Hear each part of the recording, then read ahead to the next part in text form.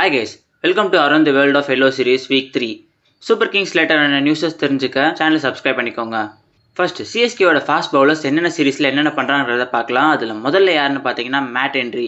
இவர் England versus New Zealand test series play பண்ணிட்டு இருக்காரு. அதில் செகண்ட் டெஸ்ட் மேட்ச்சில் 2 இன்னிங்ஸ்லையுமே 5 விக்கெட்ஸ் ஆல் எடுத்து நியூசிலாண்டோட விக்டரிக்கு மெயின் ரீசனாக இருந்திருப்பாரு. அடுத்தது யாருன்னு பார்த்தீங்கன்னா Nathan Ellis and Spencer Johnson தான். இவங்க 2 பேருமே Australia versus Bangladesh T20 series play பண்ணிட்டு இருக்காங்க. அதில் தேர்ட் T20ல இவங்க 2 பேருமே ஈச் 2 விக்கெட்ஸ் எடுத்து ஆஸ்திரேலியாவோட விக்டரிக்கு மெயின் ரீசனாக இருந்திருப்பாங்க. நெக்ஸ்ட் என்னன்னு பார்த்தீங்கன்னா MLCயில் TSKவோட பர்ஃபார்மன்ஸ் தான். ஃபர்ஸ்ட் மேட்ச்சில் 220 ரன் சேஸ் ரொம்ப கம்ஃபர்டபுளாக பண்ணியிருப்பாங்க.